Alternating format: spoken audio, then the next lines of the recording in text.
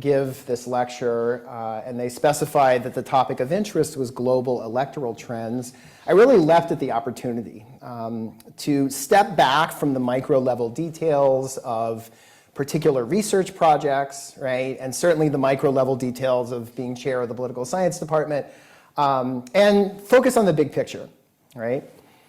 This is what we do all the time as professors when we teach, right? Look at the big picture. My own research focuses on Latin America, and within that particular topics and countries. I have a book that came out last year on evangelicals and electoral politics in Latin America. I'll talk a little bit about that, bringing in some evidence and arguments from that research. But I also regularly teach Introduction to Comparative Politics, which is one of our core courses, mostly freshmen enrolling in that, required of our majors. It covers everything from state building in 19th century Germany to the Iranian Revolution to the sort of present day dynamics of politics in China and the leadership struggles and things like that. And over the years since I first started teaching this course, and I came to BU in 2010 and I taught this first in the fall of 2010, I've regularly reflected on how much has changed in terms of parties and electoral politics in many of the major Western democracies that political scientists thought we had figured out, right? There's really been dramatic transformations since 2010 in some of the major Western democracies. So this is the textbook that I first used when I first taught the course, right? It was published in 2009, the first edition of this textbook, Introducing Comparative Politics. So let me just give you a sense of how this textbook characterized major Western democracies, right? And I'll do this with reference to the most recent presidential or general election in each of the countries at the time that I first taught the course. So we can start with Germany. So Germany was characterized in the textbook as what's known as a 2.5 party system, right? So you had, during the post-war era, dominance by the Christian Democrats and the Social Democratic Party on the right and the left, respectively. But neither one was sufficiently strong to win an election outright most of the time, right? And so a coalition with a smaller third party, which was known as the half party, typically the Free Democratic Party, the FDP, was necessary in order to form a governing coalition, right? There was no mention, of course, in the textbook of the Alternative for Germany, the new far-right party, which would not be founded until 2013. If we turn to France, so France was characterized in the textbook as representing a two-block system, right, that was shifting toward a two-party system. So during much of the period from the 1950s to the present, you had two parties on the left, two parties on the right. During the 1980s, 1990s, one party on each side of the ideological spectrum emerged as dominant, right? And we see these results reflected here in 2007, right? So Sarkozy from the Union for a Popular Movement, one of the traditional right-wing parties, right, winning that election, and then Ségolène Royal from the Socialist Party coming in second. The third place candidate was also from a traditional right-wing party. The far-right National Front was more than just a footnote in France, right? Jean-Marie Le Pen had advanced to the runoff in 2002, which was a surprise, surprisingly edging out the socialist candidate in that election, right? He also finished fourth, not quite as strong in this election, right? But the National Front's vote share in France was always in the teens, right? Which is what Le Pen got in this runoff against Jacques Chirac in 2002, right? And similar to what he got in 2007. So yeah, it wasn't yet a dominant party. It was just one that had emerged already several decades prior. The UK, of course, was presented as one of the quintessential two-party systems, right? Distinct from the German 2.5 party system because the left and the right typically had enough strength to form a single-party government, right? Except in 2010, when I first started teaching, right, you had a rare coalition government with the Liberal Democrats, which were characterized in the textbook as a small but viable third party. So that was basically the scenario, right? Two major parties, a third that is sometimes relevant, end of story, right? UKIP was mostly a footnote, only 3% of the vote in this election, no seats in the House of Commons, growing strength in the European Parliament, which I'm going to talk about toward the end of today, right? The Scottish National Party was also largely a footnote, right? It only had 6 MPs elected in 2010. Turning to Latin America, modern democratic systems were newer and younger, right? In 2010, only several decades old. But already you were seeing stable patterns of competition emerge, which analysts were characterizing as such. So in Brazil has a famously fragmented party system with 30-something parties present in Congress, but in presidential elections, you were seeing stable patterns of competition emerge in the 1990s and 2000s, right? It was basically a two-party system in presidential elections with the Workers' Party on the left and the Social Democratic Party on the right, which despite the name is effectively a center-right party in Brazilian politics, right? And so a book published in 2018 said that these two parties have dominated the last 6 presidential elections, providing structure and stability to the party system. Right? Mexico was similar, even though it is an even younger democracy as of 2010. Right? It was seen as having an emerging, well-institutionalized party system. That same book said, Mexico's political party system is remarkably institutionalized compared to other new democracies in Latin America and around the world, with a 3-party system at the onset of fully competitive democracy in 2000, right? So you went from the institutional revolutionary party dominating, winning every election for 70 years, to a competitive 3-party system in the 2000s and the start of the 2010s. So in all of these countries, the establishment was in power in 2010 when I first started teaching Introduction to Comparative Politics, and the establishment was in the opposition, right? We can move beyond the 5 countries that were covered in that textbook and look at some others, and the picture was largely similar, right? So in Spain, you have a continuation, as of 2010, of 2-party competition between the People's Party on the right, the Socialist Party on the left, right, with small regional nationalist parties only picking up a handful of seats. If we go to Greece, it's also a 2-party system, effectively, competition between New Democracy on the right and the Socialist Party on the left. Chile has what was long considered the most European of Latin American party systems, with a tradition of 2-block competition between a center-left coalition that governed from democratization in 1990 up through 2010, and then a center-right coalition that won the election in 2010 when businessman Sebastián Piñera was elected president. Right? Argentina had a more chaotic party scenario, right? But competition had long been dominated by Peronism, the populist movement founded by Juan Perón back in the 1940s, right? Which by 2010 was its own form of establishment. And then on the right side of the political spectrum, the Radical Party was, you know, ideology is hard in Argentina, and Peronism has sometimes been on the right. But the other major establishment party is the Radical Party, right? And in this election, Elisa Carrillo was a dissident who had left the Radical Party, right? So this is largely consistent with this kind of establishment pattern that had persisted for decades whenever there was democratic competition in Argentina. So instances in which an anti-establishment figure or a movement had mounted a severe challenge to an existing party system in Latin America, in Europe or Latin America, were relatively rare in 2010, right? The main examples of this are Italy and Venezuela. So if we turn to Italy, you have a post-war party system that's dominated by the Christian Democrats, right? With the Socialist Party gaining strength in the 1980s and forming a coalition government with the Christian Democrats. And then the massive corruption scandal happened, the Tangentopoli or Bribesville corruption scandal that really sort of decimated the political class, right? Huge swaths of legislators from both the Christian Democratic and the Socialist parties were implicated, right? They took significant losses in the 1994 election, and this paved the way for a plurality from the new party, Forza Italia, led by Silvio Berlusconi, right, who would serve as prime minister after that election and proceed to be prime minister for half of the next 17 years. Right? Another example is Venezuela, right, where you have a 2-party system dating back to the 1950s, extremely stable up through the 1980s, but neoliberal reform in the late 1980s, the popular reaction to that, an economic crisis into the 1990s, decimated those 2 established political parties and set the stage for the victory by an outsider, Hugo Chavez, in 1998.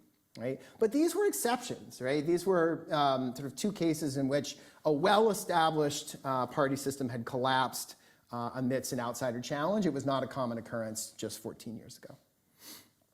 Okay, so the 14 years since 2010 have not been kind to the political establishment in Western democracies, and they have not been kind to my lecture notes for Introduction to Comparative Politics, right? So lots has changed, which keeps things interesting.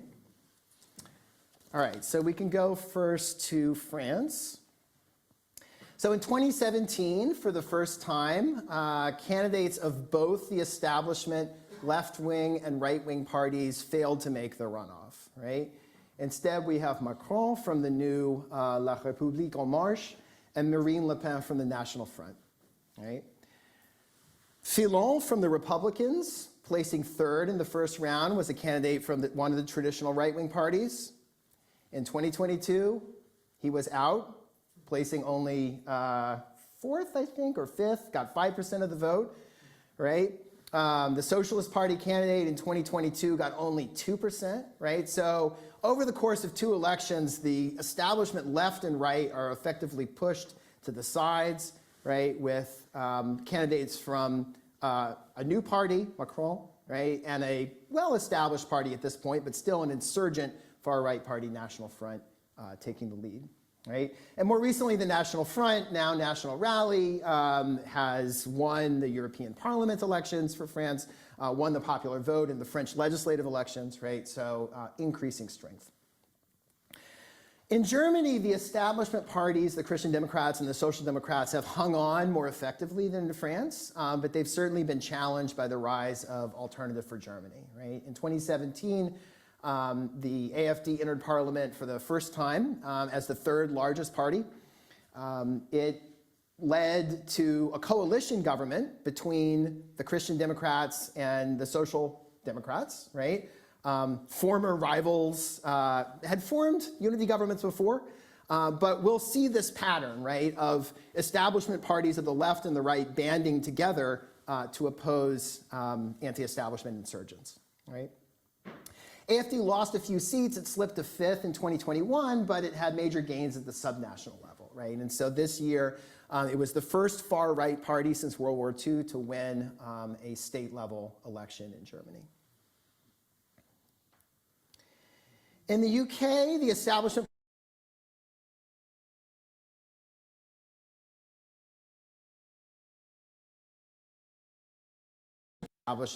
stance of UKIP in the 2010s.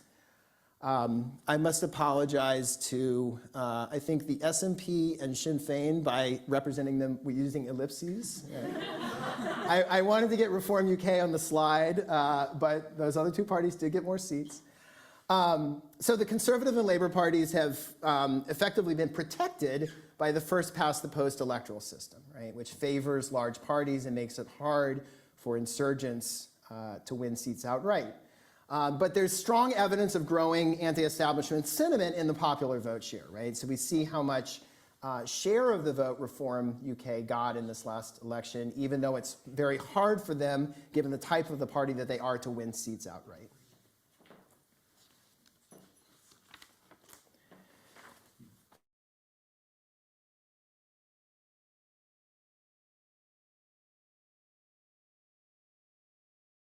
Jair Bolsonaro, right, running on a small, effectively party for rent, right, one of these parties that can be taken over by a candidate looking for an electoral vehicle.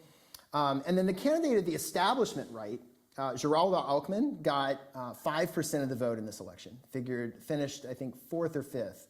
Geraldo Alckmin's kind of the Jeb Bush of Brazilian politics, right? So kind of a boring establishment figure that did well before, you know, a charismatic populist like Bolsonaro came along, but was really not competitive once that was his competition on the right. In 2002, Lula of the Workers' Party defeated Bolsonaro, but this time with Alckmin, the Jeb Bush of Brazil, as his running mate, right? So once again, we see the establishment left and the establishment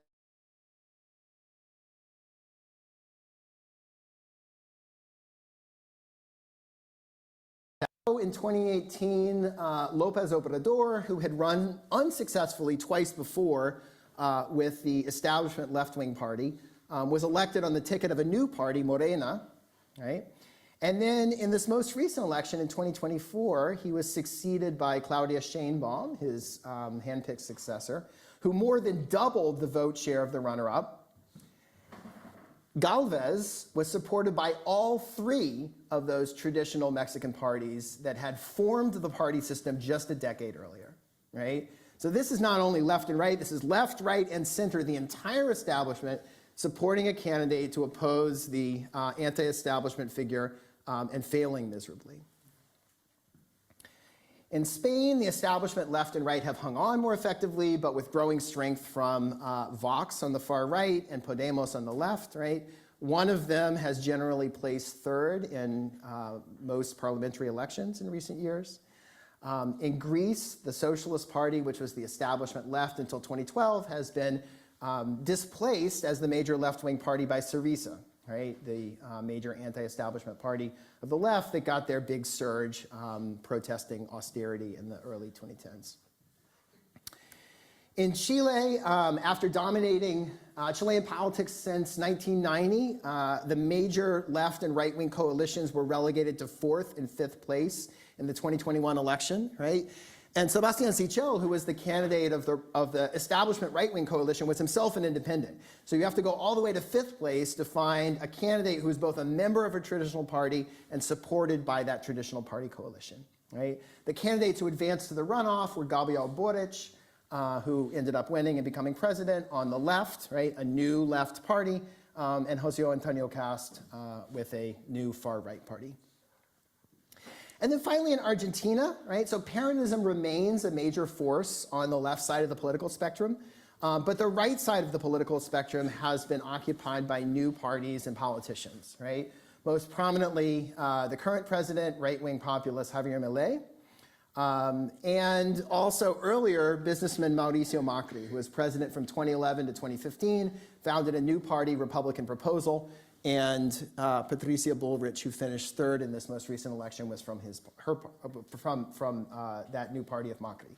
So basically, the right side of the political spectrum has been recomposed in Argentina. So with this whirlwind tour of 9 countries in 2010 and then 9 countries more recently, we have seen, and there's no test, right? When I'm teaching, I would go slower and give people time to write things down. But we've seen with this whirlwind tour over the past 14 years, 5 European, 4 Latin American countries, and many others that I haven't mentioned, right? And I put some others in the abstract for this talk that I ended up deciding not to focus on, right? But we could pick 9 other countries in both continents and tell a similar story. Have seen major challenges to the established parties by anti-establishment outsiders of the left, of the right, even of the center, and all of the above, right? And with the possible exception of the National Front in France, which was on the horizon earlier, none of the rest of these changes were really visible, predictable, or at least predicted by most analysts as of 2010, right? And I think in general, the anti-establishment electoral trend is the trend in Western democracies over the past several decades, right? I think it at least partially subsumes other trends that people try and identify, right? So in Latin American politics, you had a period of market reform in the 1990s that was often led by right-wing politicians, and then you had the pink tide, which is the election of leftist presidents from 98 to about 2006, which is seen as a reaction. Then you had some right-wingers coming in after that, like Piñera in Chile. And so everyone's trying to figure out, you know, a shift to the right, a shift to the left, a shift to the right. I mean, it sounds like a Latin dance move or something, right? I think something that subsumes, at least partially subsumes a lot of these trends, right, is this anti-establishment electoral trend. Okay, why? That's the interesting question, right, or the important one.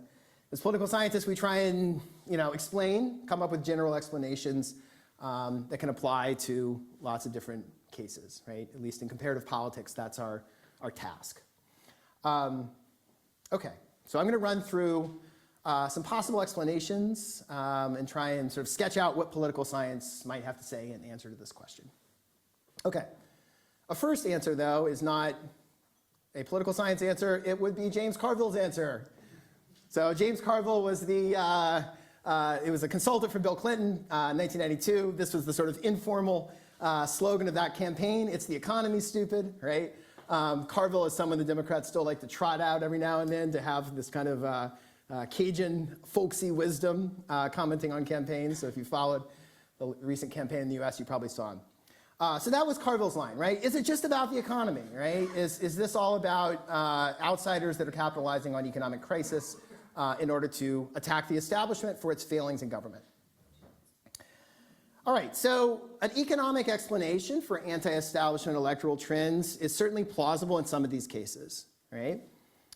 We can look at Greece and Spain, right, where you had a severe economic crisis after 2008, 2009. Economic austerity packages negotiated with the IMF and the European Union, accepted by governments that were in power at the time, widely rejected by the public, right? Riots.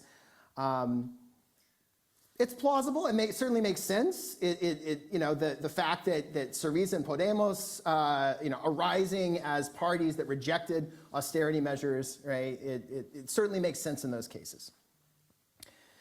In Brazil, right? So here I'm showing GDP growth over time, right? In each of the countries.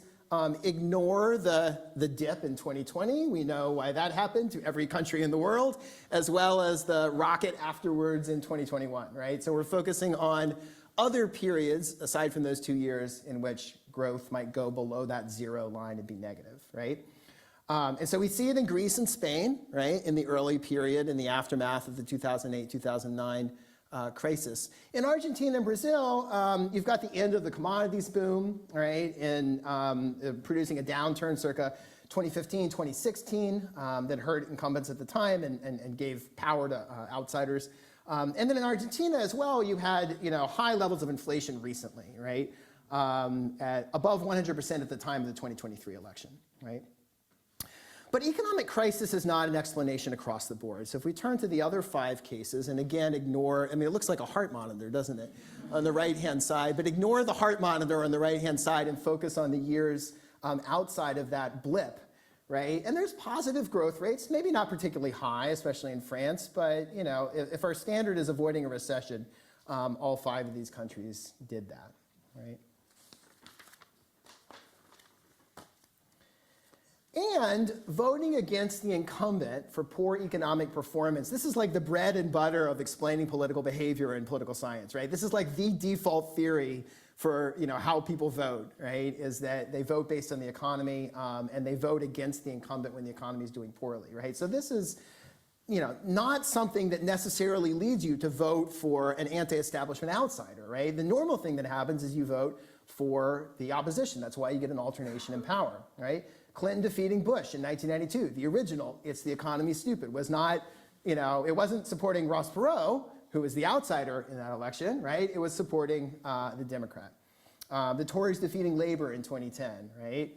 Labor winning this most recent election, right? You can point to any number of elections in which this is a plausible explanation for a normal alternation in power, not necessarily supporting an anti-establishment outsider.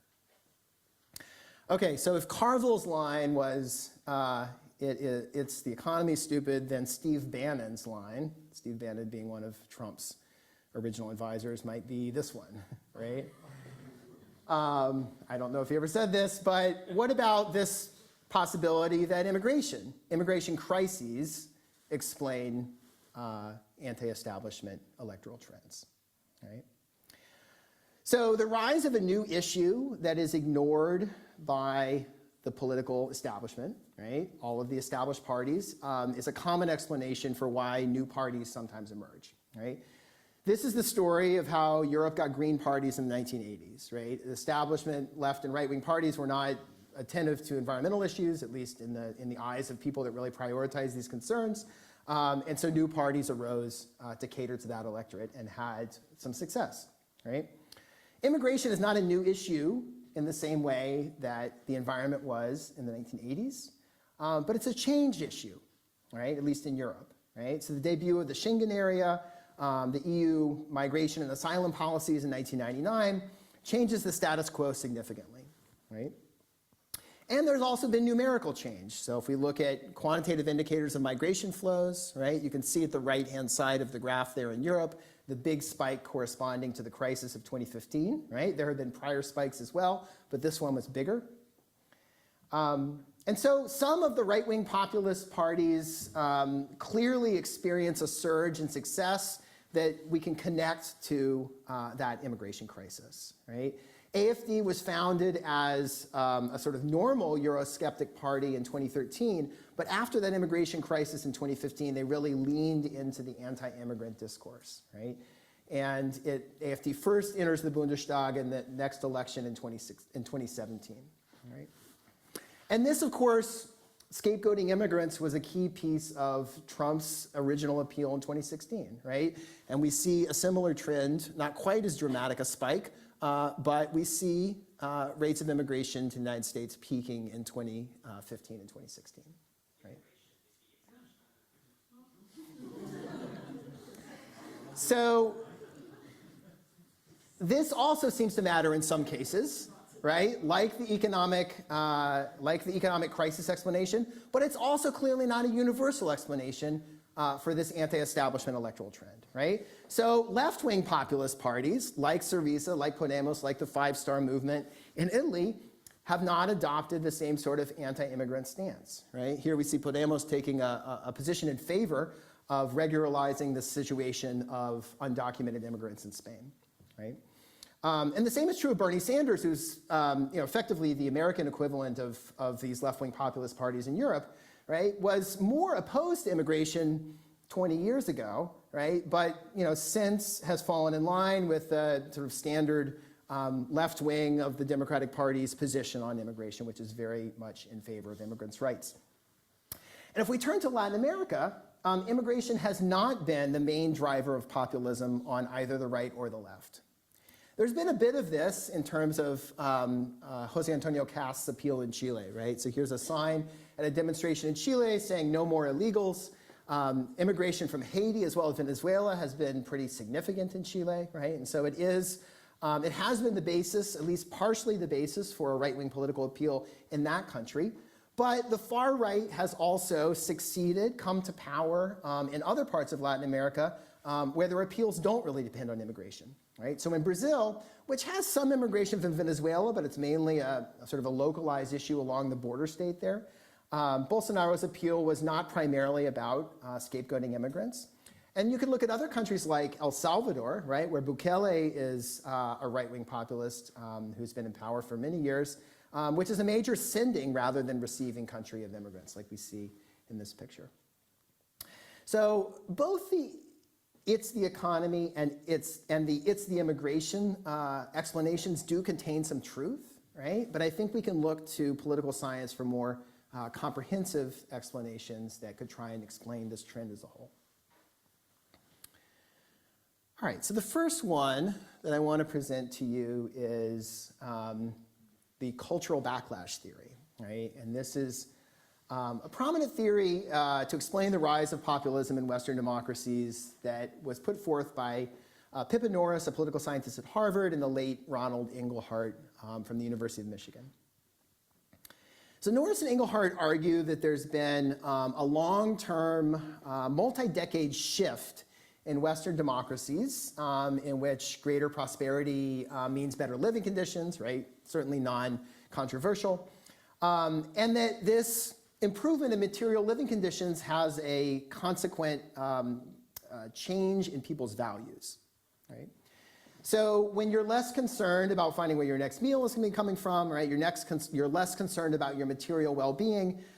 People begin to place more value on individual autonomy, personal choice, tolerance of diversity. And so as societies become more prosperous, more people embrace progressive causes, right? Environmentalism, human rights, democracy, gender equality, racial and ethnic minority rights, LGBTQ rights, etc., right? And so Norris and Inglehart see this as a broad transformation across Europe, United States, Canada, Latin America, especially in the wealthier countries. But the crucial thing is that even though these are broad societal transformations, not everybody is on board, right? And so the remaining social conservatives who feel threatened by these trends that they see in the broader culture and society drive a backlash, right? And this backlash produces support for authoritarian populism. And so Norris and Engelhardt argue that economic crises and immigration can intensify this reaction, but they see the ultimate underlying cause as cultural change rather than economic factors. If the backlash is only driven by a minority who are resisting a broad social trend, why can it be electorally successful, right? So they argue that the value shift is more advanced among younger generations, but that older generations are more likely to vote. So they're overrepresented in the electorate. And you also have malapportionment in some federal democracies, which is the overrepresenting of rural areas, right? In the United States and Germany and Brazil to varying degrees, that may also sort of strengthen the electoral consequences of the backlash. So I'm not 100% sold on the explanation, but I think it contains some really useful insights, right? You know, a lot of this discourse that we hear about sort of, you know, not recognizing the country that we live in, right? That sort of the values, what it means to be American or British or whatever has been lost, right? It certainly captures an element of truth, I think, right? That anti-establishment electoral trends are not only driven by the threat of job loss from immigrants, right? I mean, immigrants also are bringing sort of new values and a new way of life. So there's a cultural challenge as well as an economic challenge that people can perceive, right? And, you know, this past election in the United States was certainly very much about the economy, but it was also very much about conflict on values issues. This is screenshots from what I think was the most frequently played ad. I don't have the data, but it was certainly the ad I saw the most over the past several weeks, especially watching football games, baseball games. They played it heavily during sports. An attack on Kamala Harris for federal government policies that fund gender-affirming care for prisoners, right? So this is not a policy she invented, right? But it was a policy that, you know, her administration administered, and Trump attacked relentlessly on this issue, right? And the final line and screen of the ad was the one on the left. Kamala is for they, them, President Trump is for you, right? And so we will see in the aftermath of, you know, all of the punditry and analyzing the exit polls and everything, you know, what people's takes are on why people voted the way that they did. But certainly this attack on the values represented by the Democrats was an important part of Trump's appeal in this last election. Okay, so it may be partially about value clashes, right? A related argument to this cultural backlash thesis focuses on education as a growing fault line in Western democracies. And so this is a book that just came out that I highly recommend if you're interested in American politics by Mac Grossman and Dave Hopkins.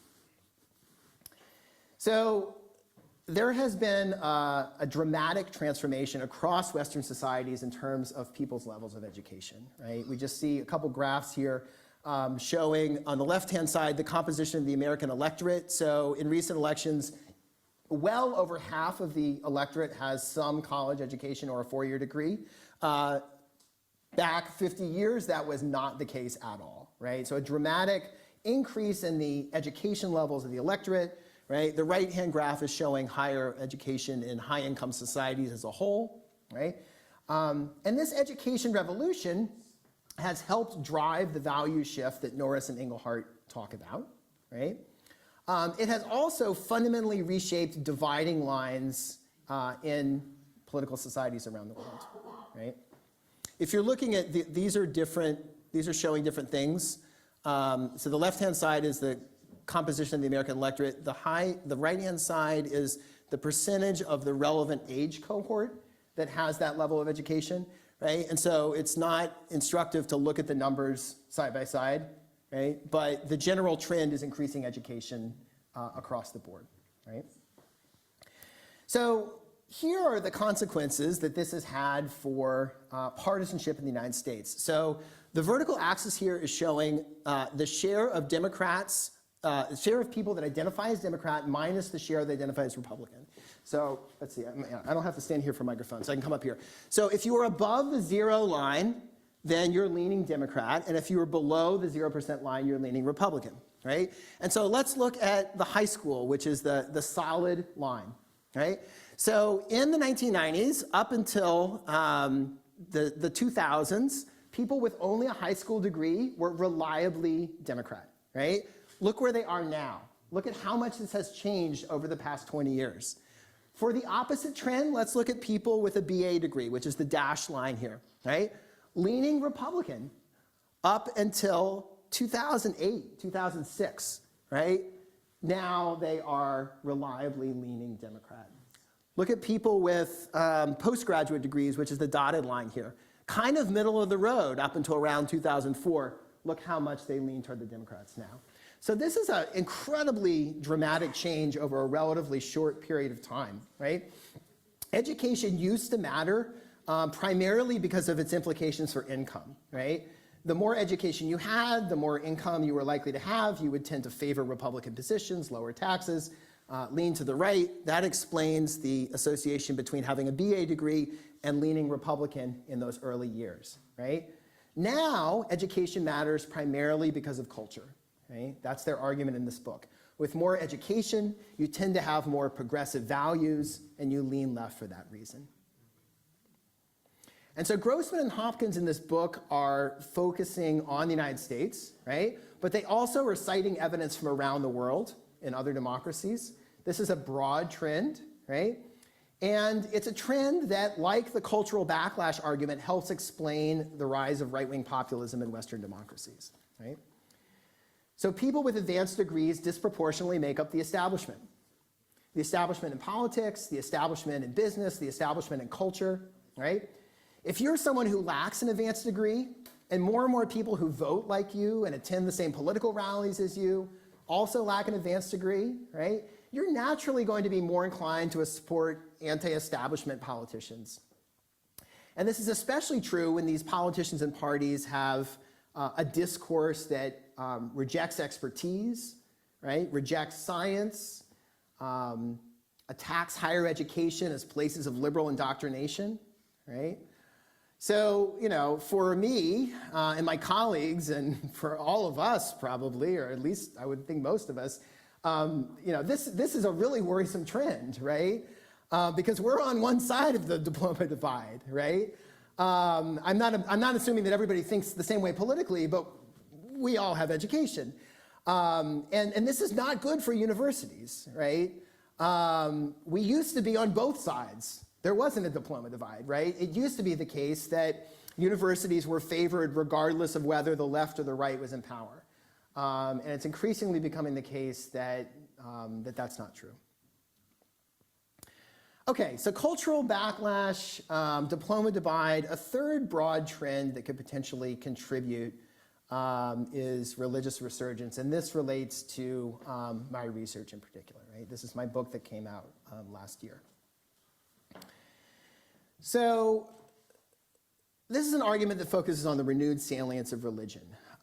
Scholars who put forth this value change argument, like Pippa Norris and Ron Engelhardt, originally thought that religion was going to die out as societies became more prosperous and more educated, right? And so one of the scholars most associated with this argument was Peter Berger, a sociologist who was at BU in the 1980s and 1990s. This hasn't exactly happened, right, which Berger recognized toward the end of his career. We do see rising levels of secularism and religious non-identification across Western societies, right? Most prominently in Europe, also in the United States and Latin America. But religion has also become an important driver of support for right-wing populism, right? So in Latin America, this has been largely because of the growth of evangelicalism, right? This is a parallel trend to the growth of the religiously unaffiliated population. This graph that I grabbed from another publication is emphasizing the decline in Catholics. Latin America is losing its religion. But a religion that's gaining is the orange line at the bottom, I'm sorry, the blue line at the bottom, which is evangelicals, right? And so a parallel trend to the growth in those who don't identify with any faith has been a growth in evangelicalism. And evangelicals tend to be more socially conservative. They're increasingly politically assertive in Latin America. They tend to have a good versus evil worldview that fits well with the us versus them discourse that defines populism. And they've been a crucial base of support for right-wing populists like Bolsonaro in Brazil, pictured at the bottom, like Cast in Chile, pictured at the top, and others as well. In the US and Europe, you don't have the same sort of trend of a growth in evangelicalism, right? These are data from the United States where the major trend is the growth of the unaffiliated, religiously unaffiliated population. There's actually been in these data, you see a decline in white evangelical Protestants, right? If we turn to Europe, this doesn't break out different denominations, so just showing some data that depict a decline in identifying as Christian, right? Steeper in the countries on the left, more gradual in the countries on the right. Europeans, the graph on the far left, the bar graph, is showing that despite declining religious practice, right, many people still identify culturally as Christian. Scholars of religion talk about three sort of components of what defines religion: believing, belonging, and behaving, right? Believing, your theological beliefs, can sort of dissipate.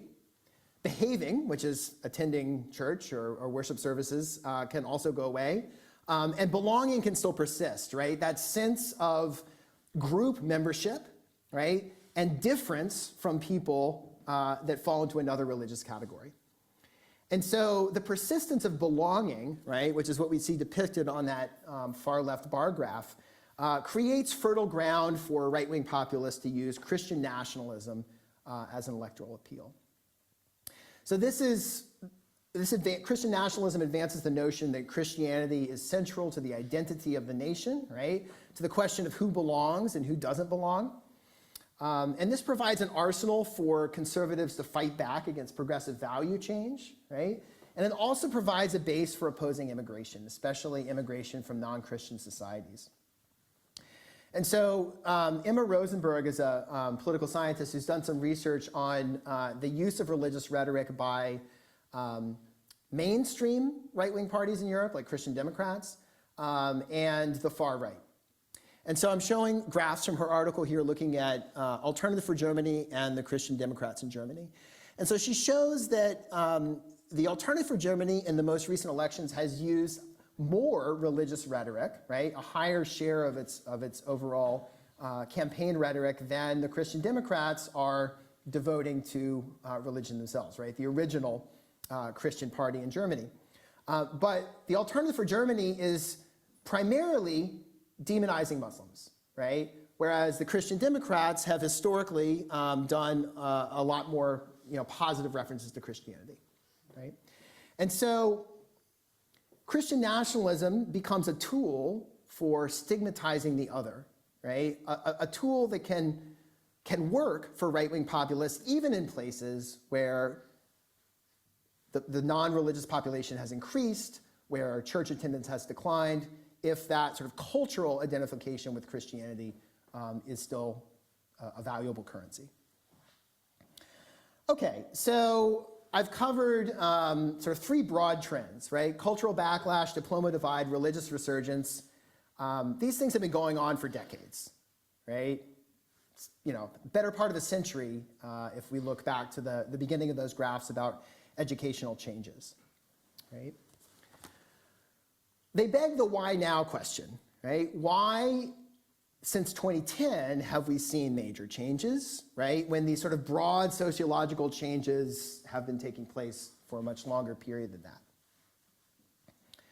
All right, so a couple of answers that might explain why we see these changes in electoral politics and party systems post-2010. So one answer to the why now question focuses on what established parties, and especially incumbent parties, did wrong, right? We started out by examining two potential explanations, right? It's the economy and it's the immigrants. trends, right? Sort of crises that emerged under the watch of established parties that may have favored anti-establishment outsiders. And I said, it's not always the economy and it's not always the immigrants, but in general, there is often some sort of crisis that generally discredits an establishment party or parties before voters abandon them. Right? It could be an economic crisis, it could be corruption, like in Italy in the early 1990s or in Brazil more recently. It could be severe violence and crime, also relevant in Brazil, especially relevant in El Salvador, relevant in Mexico. It could be massive social uprisings like we saw in Chile, right? Some sort of crisis under the current government discredits it and creates a problem that populist outsiders can promise to solve. So Noam Lupu is a political scientist at Vanderbilt, has studied why established parties break down in Latin America and lose support, right? Often, not always, but often to anti-establishment outsiders. And he argues that a crisis is important, but it's not enough, right? Because parties typically have loyal bases of supporters that will stick with them even through hard times. So think about a relevant example that we've seen recently, the durability of support for Trump. Through any number of crises that we never would have believed would be survivable in American politics if we were looking at this 10 years ago, right? Arguably, this is because Trumpism is a well-defined brand that many Americans support, right? And so Lupu's argument is about the durability and the uniqueness of parties' brands, right? Hardly anybody in Trump's support base would think that Republicans are no different from Democrats, right? They exaggerate, construct new differences that don't exist in reality about how MAGA is different from the Democrats, right? So when parties' brands define something unique, right, that support base is more likely to stick with the party through a crisis. But when those brands get diluted and the parties seem indistinguishable from each other, right? What makes them unique, what captures voters' loyalty starts to dissipate, and voters can be more willing to desert them in a crisis. So think about Greece, right? It was governed by the Socialist Party when the first austerity packages were negotiated with the European Union and the IMF, right? What does the Socialist Party even stand for anymore if it caves to international financial institutions and slashes the welfare state, right? The banner here, which is conveniently in English because I don't read Greek, is designating the Socialist Prime Minister as the IMF's Employee of the Year, right? So you can see how left-leaning voters that were previously supporters of the Socialist Party that would have stuck with it during hard times in the past decided to defect to a new populist party, Syriza, right? What does the Socialist Party even mean anymore if it becomes indistinguishable from the right?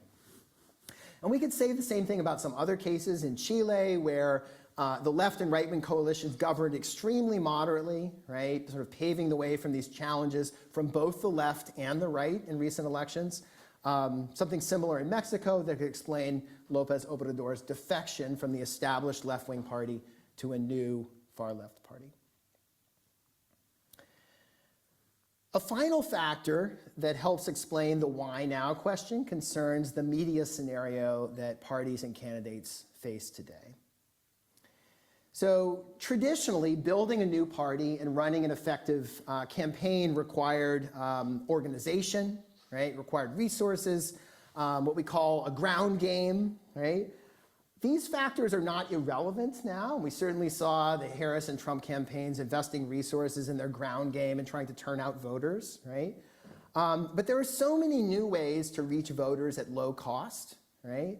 Through new forms of media. And so scholars that look at party building place a lot of emphasis on how hard it is to build traditional parties nowadays because it's so easy to appeal to voters without that sort of organization. Right? It's really been a sea change in campaign communications over the past 20 years, right? Social media, the first networks, Friendster and such, date from the early 2000s, right? So we have not been living in the social media era for that long, right?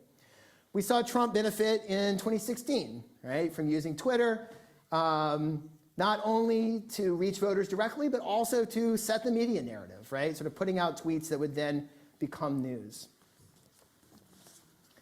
And in addition to using social media to reach voters directly, you have the proliferation of so many different outlets, right? So think about the different sort of media outlets that the candidates in the US election tried to reach voters through over the past several months, right? You had the presidential and the vice presidential debates that were on ABC, CBS, traditional broadcast media, right? We had Kamala Harris doing a sort of a interview on Fox News that garnered lots of headlines with their anchor Brett Baier, right? But what was really potentially moving the needle, and the candidates were putting a lot of effort into this, was podcasts, right? So interviews with podcasters like Alex Cooper on the left. Podcast is called Call Her Daddy, right? The most listened to podcast among women in the United States, right? Kamala Harris went on there as a way to reach out to women voters. Trump did something similar through efforts to reach out to men. So Joe Rogan, one of the most popular podcasters, sort of reaching young men in the United States, right? Charlemagne the God, who is the one in the middle, Kamala Harris went on that, a popular podcast among black men in particular, right? And so, you know, the availability of all of these non-traditional media outlets, if you can even call them outlets, circumvents the gatekeeping role that media would traditionally play, right? Allows outsiders who are not media darlings to get a foothold and gain a following in a way that would have been really difficult in the past, right? It used to be a lot harder to be a populist, right? It helped to be Silvio Berlusconi, who owned 3 out of 4 private television stations in Italy when he created his party and became prime minister in 1994, right? And controlled 65% of television advertising through his media holding company, right? Or it helped to be someone like Fernando Collor, a populist who was elected in Brazil in the late 1980s, who was kind of a darling of traditional media. Here he is on the cover of what's effectively Brazil's Time magazine, highlighting his successes as governor, right?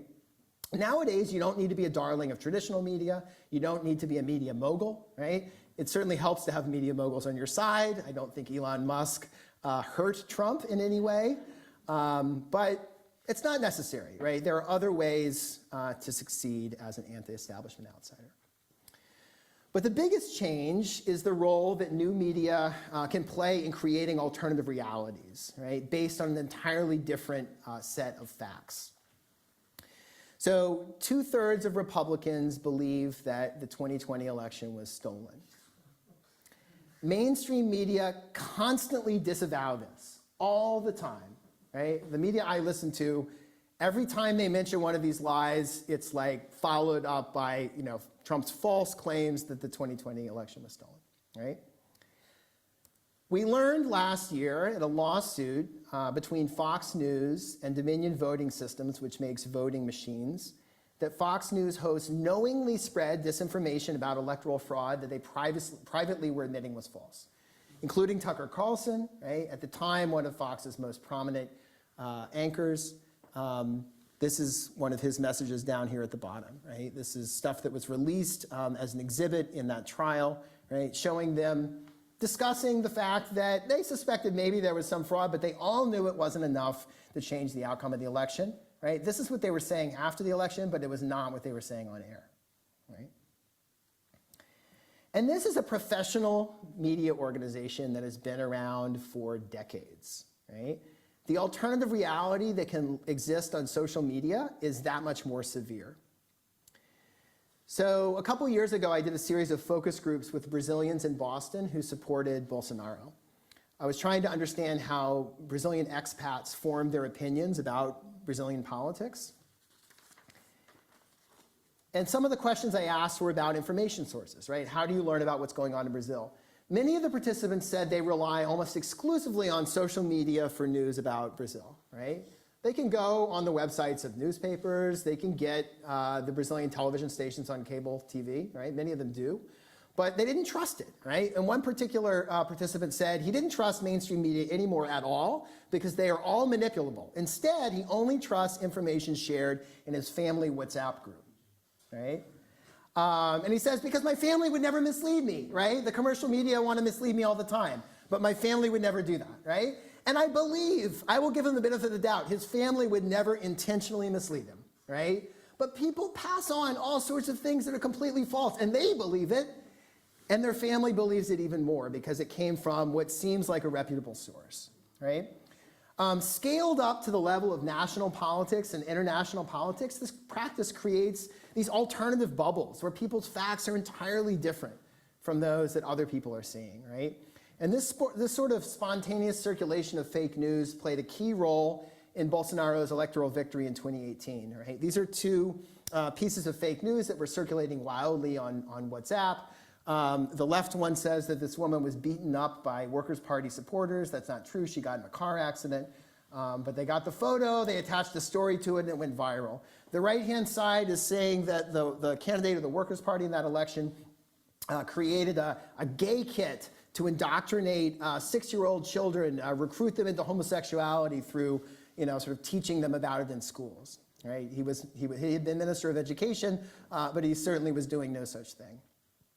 The gay kit was something that referred to an LGBT, an anti-bullying campaign in schools that was at a higher level than 6 years old, right? So you take something that has potentially a little bit of basis in fact, right? There was such a curriculum that had generated some headlines. You twist it around, it seems plausible, it goes viral and creates these alternative realities.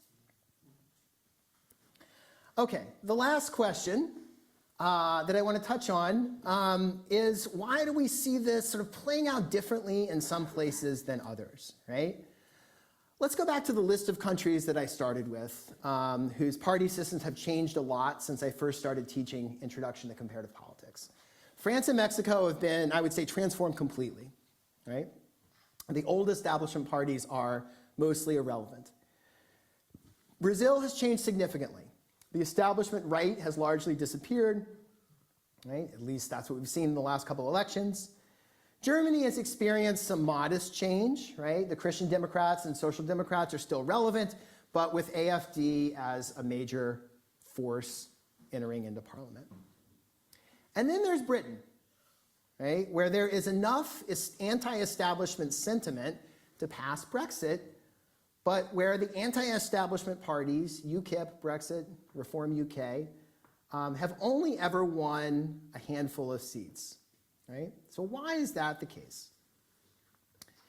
So most of the European and Latin American countries where populists have made inroads have multi-party systems, right? And they have multi-party systems due primarily to the fact that they use proportional representation for their legislative elections, right? So a quick Poli-Sci 101 on PR. It's a system where you have multiple legislators elected from each district. So if you have 10 seats in a district and a party wins 10% of the vote share, they would expect to get one of those 10 seats, right? You don't win anything with 10% of the vote share in the United Kingdom or in the United States, right? You have to win an election outright, which is going to require you to get a plurality, which is often close to 50%. So a PR system allows smaller parties to get a foot in the door, right, and to start getting representation. And as a result, it tends to produce multi-party systems, right? In a first-past-the-post system like the US and the UK, right, that's not going to happen as easily. So first-past-the-post systems, like we have, tend to produce durable two-party systems where it's extremely difficult for third parties to break in. When a new party does succeed, they often displace an existing establishment party, right?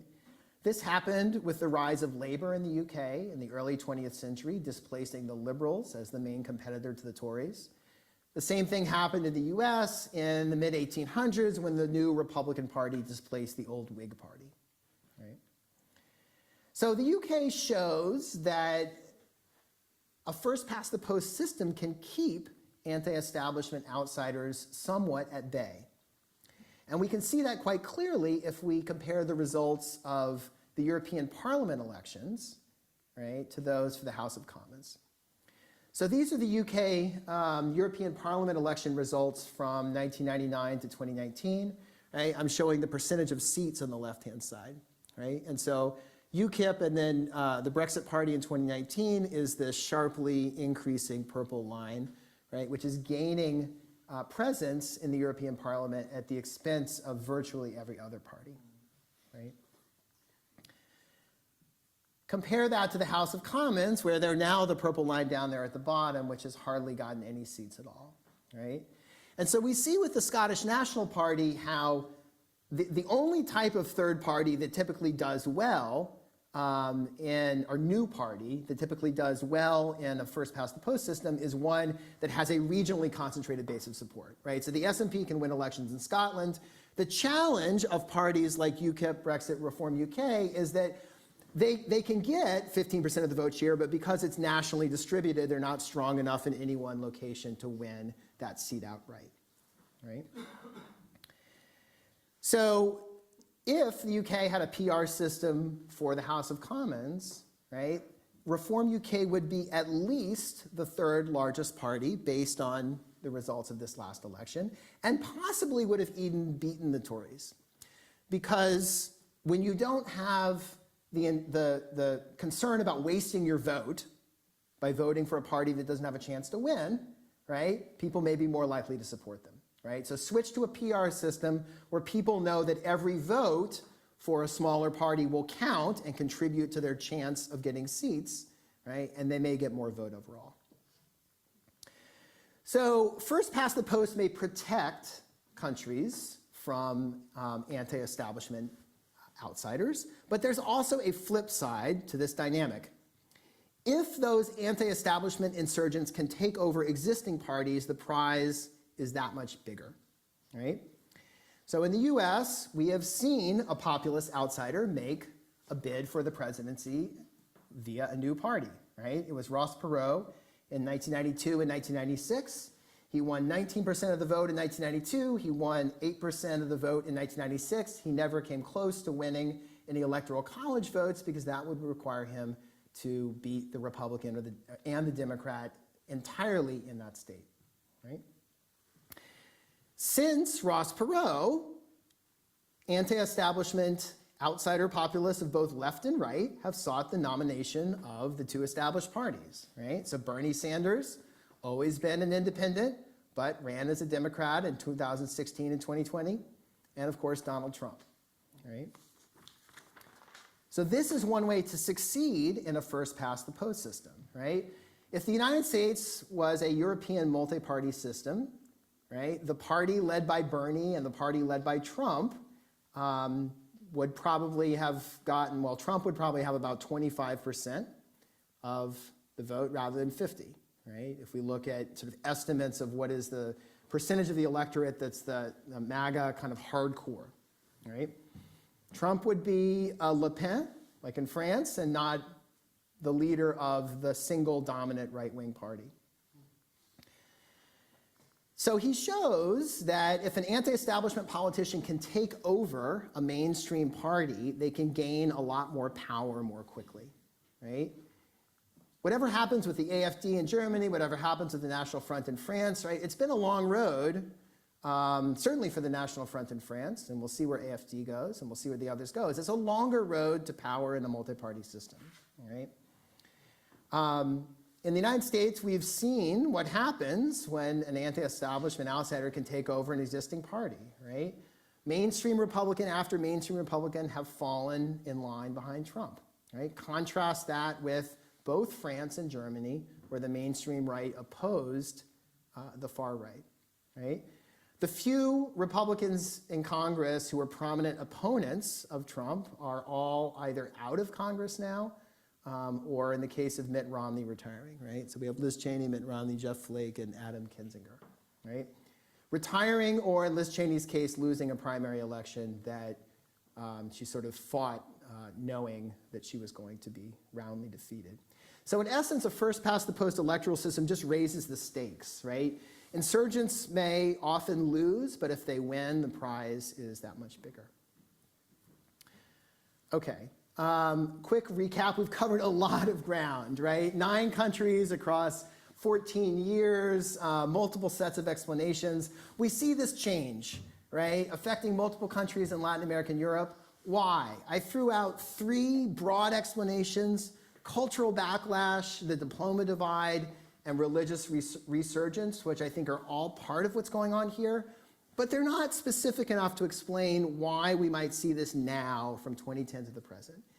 And so particular crises that hurt governing parties and brand dilution, where parties in power lose their unique identity that retains voter loyalty, right, help explain some of these changes, as well as the availability of new media, creating alternative realities and new ways to reach out to the electorate, right? And then finally, party systems and electoral formulas help explain the different versions of this phenomenon that we see in some places, right? So the United States would not enter into the set of countries I talked about at the beginning by the criteria I used to select them. The two establishment parties are still the two establishment parties, right? But those parties, what they stand for, whose support they draw, and who dominates them can also change dramatically when an outsider can take them over. Thank you so much for your attention, and I look forward to hearing your questions.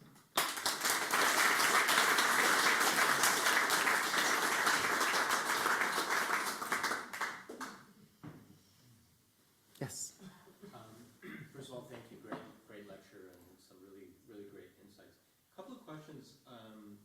Some of the things that you didn't directly mention that I just wonder what your take would be.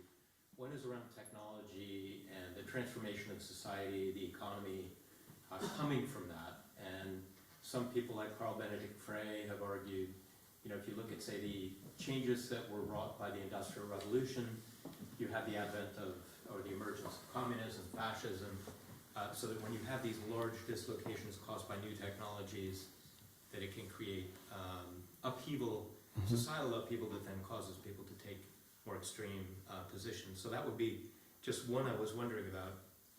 The second one was really around your point about degrees, and I think it's Michael Sandel, his whole book on meritocracy, and more the cultural aspect of degrees, that meritocracy has become ossified. There's a sense, because we all believe in meritocracy, that we deserve the privileges that we have, and that creates a cultural resentment among people that creates kind of extreme views.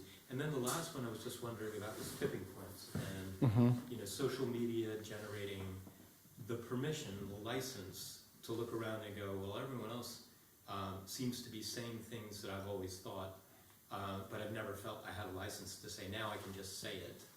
What are your views on those three, and how do they fit into that framework? I'm sorry for the long question.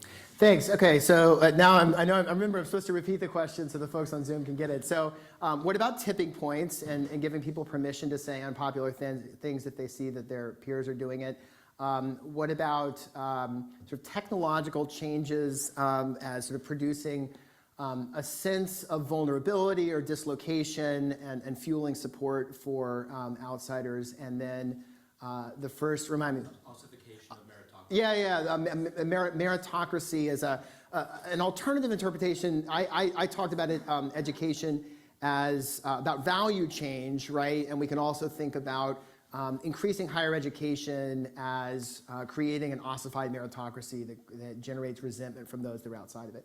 I wouldn't disagree with any of those things, right? So the tipping points, interestingly, the tipping point is quite explicitly part of Norris and Inglehart's argument about value change, right? Because they say that the backlash will come from the previously dominant group in society, right, that is more conservative and feels like society is reaching a tipping point, right, where their way of life is being threatened, which is different from what you voiced. But I definitely think that, you know, in particular, the sort of the vulgarity of politicians and the kind of, you know, outright saying things that were not proper or considered acceptable to be voiced, right, by people like Trump, Bolsonaro in Brazil, has definitely emboldened others to do the same, right? And I think that, you know, we exist in networks and we see other people and are influenced by them. I think that has a lot of value. The meritocracy piece, yeah, I think that makes sense as well. The two arguments that I cited here place very much emphasis on value change, right? But if you are not one of the elite, if you are not part of that meritocracy. Certainly social media has given people the tools, and not just social media, but like, you know, decades worth of a revolution in the ways that we have access to information that is not filtered through elites, right? Gives people that are not part of that meritocracy the ability to question it, right? It's not just that I dislike people with a college degree, it's that I have something in my Facebook feed or my WhatsApp group that provides alternative information that I can grab onto to say you're wrong, right? And you're just defending your privileges, and I believe this other piece of information that I have. So yeah, I would certainly support all of those explanations as part of the story.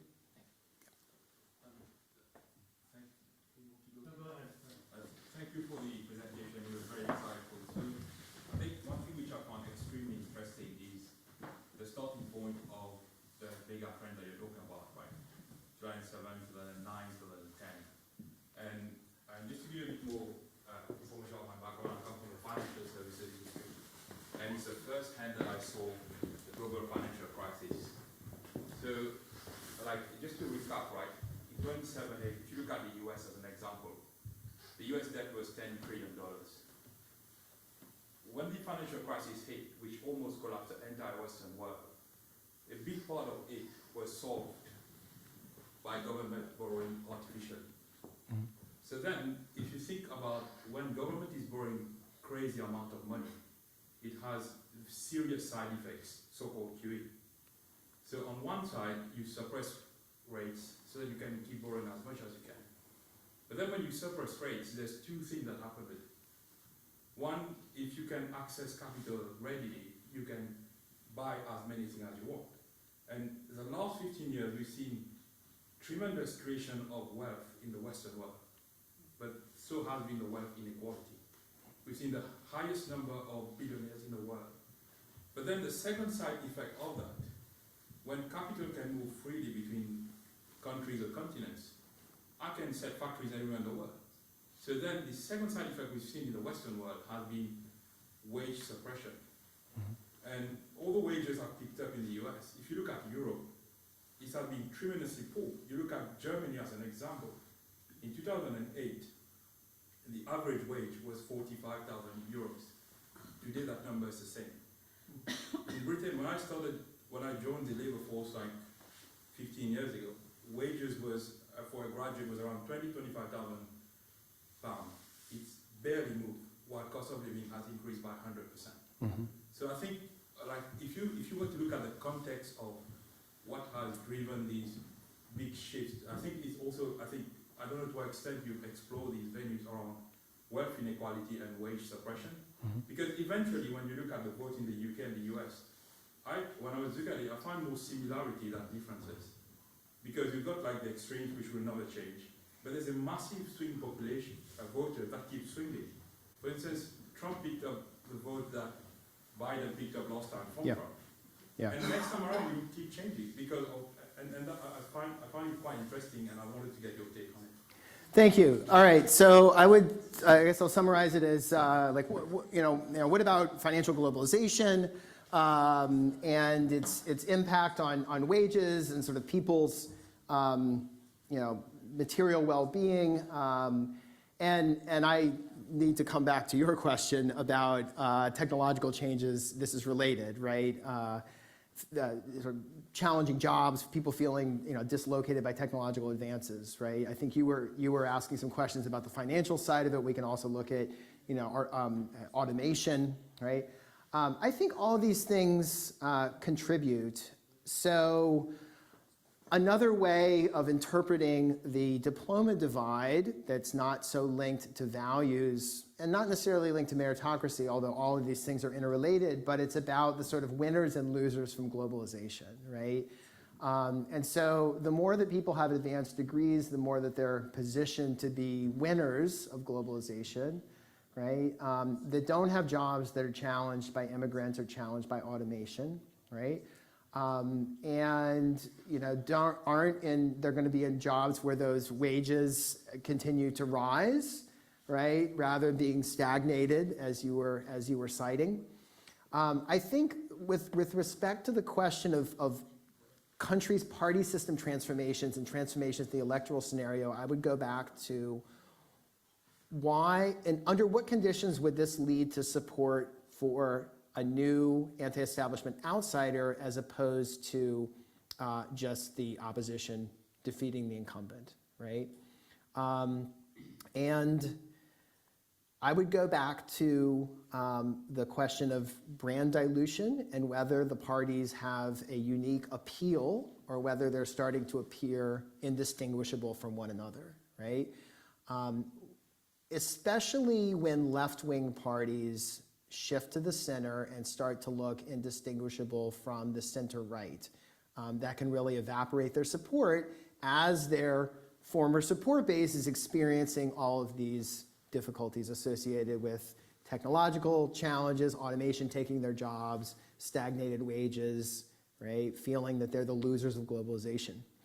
I think that it's instructive that the Socialist Party, the Spanish Socialist Workers' Party, is still the dominant party on the left and is the party of government right now, whereas the Socialist Party in Greece has been surpassed by the insurgent left-wing party Syriza, right? Podemos in Spain is still the second left-wing parties, right? So the insurgent anti-establishment outsider did better in Greece than in Spain. What's the difference? The Socialist Party was governing at the time of the austerity package and the protest against it in Greece, and it took the hit for that, right? Whereas the right, the People's Party, was governing in Spain. And so I think that the traditional left in Spain was not tarnished to the same degree as being seen as a sellout to international capital, and it retained, I would say it retained a brand that has more electoral appeal. Yes, So Roberto. we've seen huge levels of dissatisfaction all around the world where people want to believe in this alternate reality of what's being promised, and then you see the shift towards someone like Milei in Argentina, and we're seeing something similar happening in the U.S. What do you think the risk of these movements where countries become much more insular, right, and talk about tariffs and punishing the aggressor competitor country raises the skeptic for a further escalation of global conflict? We've seen already starting the last couple of years, Ukraine, Israel, elsewhere, China, Taiwan. If we go forward 5 years from now, are we going to look back and say, wow, this is the beginning of an increasing, rising global tension, and we're going to see some kind of horrible fallout? Thank you. So the question is, what can we think about the consequences of anti-establishment outsiders coming to power, particularly with respect to their isolationism, both in terms of trade and also in terms of foreign policy, sort of cooperation through NATO and things like that. Right? Does that effectively summarize? Yeah. I mean, I haven't talked about governing here, right? I've talked about elections, and the consequences of those elections are obviously why we even care about who comes to power in the first place, right? So it's hugely important. And yeah, I do have concerns as someone who came of age in the 1990s, which was all about openness and, and seeing Clinton in the United States and Tony Blair in Britain and, the sort of like new left that embraced open borders and sort of tried to make globalization work for people. And it was over-optimistic, but the reaction against that now, certainly as Trump has voiced particular ideas, massive increases in tariffs, you're a finance person, I'm not. You know better the consequences that would have for the global economy. I certainly worry a lot about what that would mean for our way of life. The supply chain shortages that we saw during COVID, could be nothing compared to the supply chain shortages that result from global trade war. I find it profoundly disturbing to see the breakdown of international cooperation in foreign policy, right? So I think that we are in a moment in which rejecting international cooperation, either in the form of trade or foreign policy, gains currency, right? And it's not just Trump. There are others as well. And so I'm afraid that we will be moving more in that direction. And how far, we'll just have to see. One more? Okay.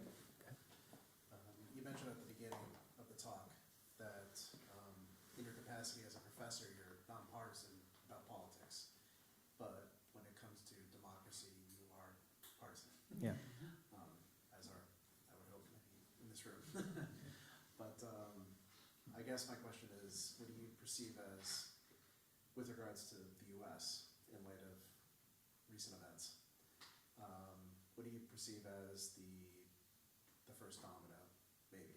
Or what is the soft underbelly when it comes to your concern around democracy? There. All right, the question is, I said that I'm a fervent partisan of democracy, and when I look at the U.S., what do I think is the soft underbelly or the first domino? I think I would point to the rule of law, which Trump has already flouted so effectively, right? And him becoming president is going to effectively put the brakes on these criminal trials against him. The one in Georgia, which is outside of the federal government's jurisdiction, could possibly proceed, but I don't think it will. The federal government, the federal trials should stop. The Supreme Court's ruling that makes presidents effectively immune from criminal prosecution for official acts committed in office gives a dangerous leeway to any president, but we know who the next one will be, and that he has a particular willingness to abuse power that he's shown in the past. There are other worries about the conduct of elections 2 years from now and 4 years from now. Those are going to be further down the line, but I think the consequences in terms of the rule of law, flouting the rule of law, using the justice system as a weapon to go after political opponents. He's already said he's going to do this, right? That's what I'm most worried about, and I think that'll be the first, I won't say domino to fall, because that sounds like we're conceding defeat, those of us that love democracy, but it'll be the first thing to watch out for. Please join me in thanking Professor Boas.